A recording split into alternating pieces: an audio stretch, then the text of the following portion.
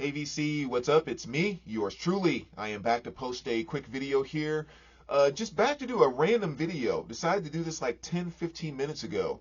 Um, I guess it can kind of turn into a thread if some other people want to kind of jump on board.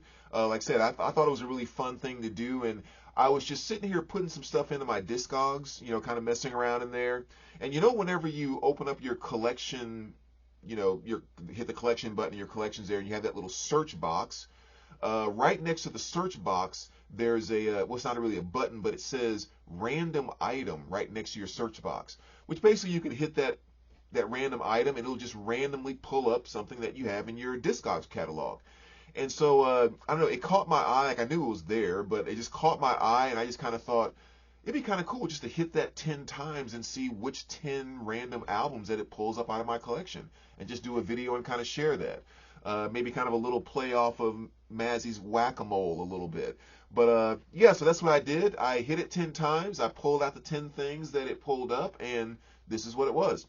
And just in case you're curious, in my collection, I have every single one of my records. Every vinyl record is in Discogs, the exact pressing and everything across the board.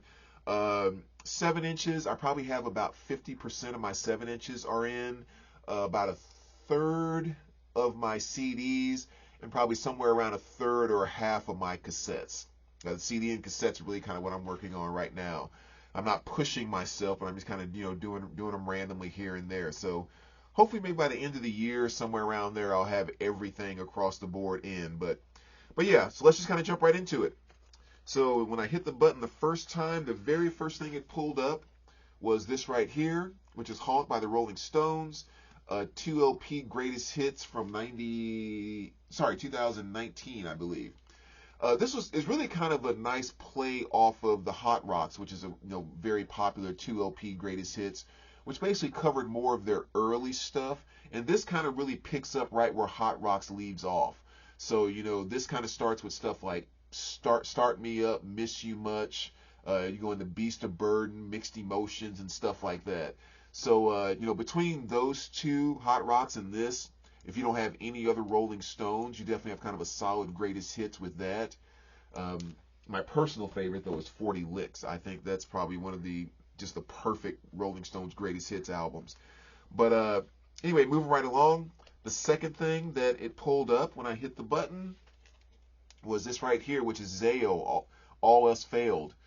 A really, really great metal band. I think they've kind of gone through a few changes over the years, but this is their release from 1996. Great album. The thing I love about this is it has like as much punch as you want out of any type of metal album, and just in terms of riffs and just hard, just kind of, I'm not gonna say guttural, but just like really kind of punching vocals and stuff like that. But then also there's a lot of kind of a Christian messages and spirituality in the lyrics, which to me is just kind of a very, very cool combination. It's like, hard punching metal with some positive messages inside of it as well. So I've always really loved this album, and there's been a few different versions of it actually over the years. I think they've actually put it out like 3 different times. But if you're not familiar with them, check out songs like Resistance, Foresight, Psalm 77, 3 really good tracks off of this album. Excuse me. Like I said, depending on which version you pick up, like the CD, I should have pulled that out too just to show it. The CD has like almost like an anime character on the front. It looks nothing like this whatsoever. And I think there's also one, it's like a black version as well. So I don't know what all that came from, but definitely check them out. Check out one of those 3 songs. You can get a feel for what they're like. The next pick was Abba's Greatest Hits Volume 2. Again, you guys know Abba, the legends themselves. You have stuff like Dancing Queen and stuff like that on here. So just a really, really awesome Greatest Hits album. The next thing that it pulled, it went to my 7 inches and grabbed Duran, New Moon on Monday. You guys know that single very well. Very cool 7-inch on Capitol. The next thing that it pulled, actually I think this was next, was 311, sometimes referred to as their Blue album. This was their release from 1995.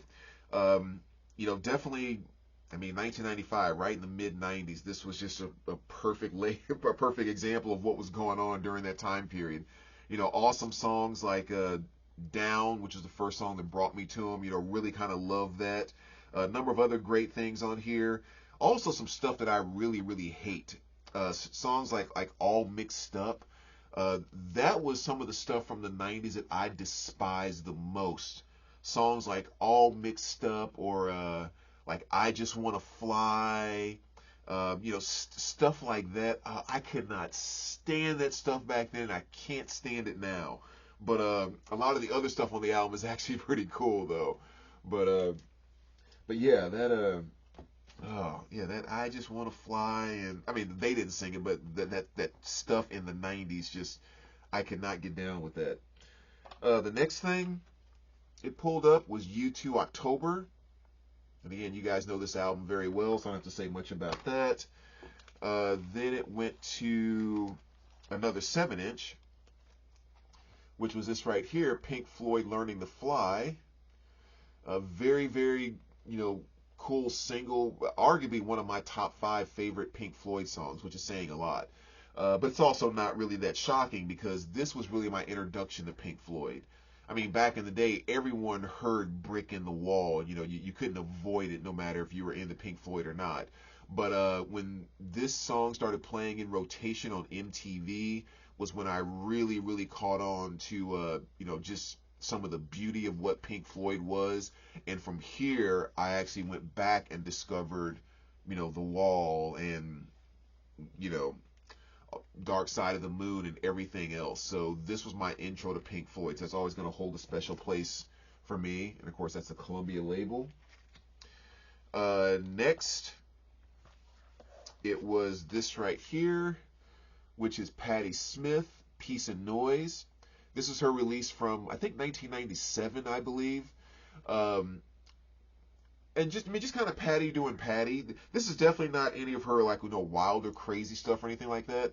Matter of fact, with this being in '97, when you think about a lot of stuff like Amos and PJ Harvey and just a lot of the stuff that a lot of the ladies were doing in the late '90s and going into the early 2000s, like this really has that same sound and feel. And it really kind of shows too, because of course a lot of this sounds like some early Patti Smith. Just really kind of shows how much those ladies took from one of the absolute legends, which is Patti. But this is one of those albums I say, if you listen to the first 2 or 3 songs, Waiting Underground, Whirl Away, which is a great one, 1959. If you like 2 or 3 of those first songs, you're gonna love the rest of the album because it's very, very consistent all the way through. There's like 1 or 2 songs where she kind of does a little bit of her spoken word stuff, but everything is like very, very consistent throughout that album. So a great one to check out if you're not familiar with maybe some of Patti's later stuff. The next pick was this one here. It actually doubled up on Pink Floyd, went to Pink Floyd twice. And this is a collection of dance songs. This is, I guess, kind of an EP release from 1981. It had stuff on here like Money, Shine on Crazy Diamond, Wish You Were Here. So just kind of like I guess a little short greatest hits type of thing. But that was from 1981. I actually haven't played that one in a while. And the very last thing that it picked was this right here, which is Toneloed After Dark. I think I recently spoke about this because it was in one of my What's Been Spinning videos not too long ago. Funky Cold Medina, Wild Thing, on to the next episode, just all kinds of funny stuff on there.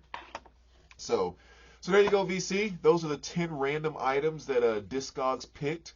Like I said, if you want to kind of jump on board, do the same thing. Would absolutely love to kind of see what Discogs pulls up for you guys.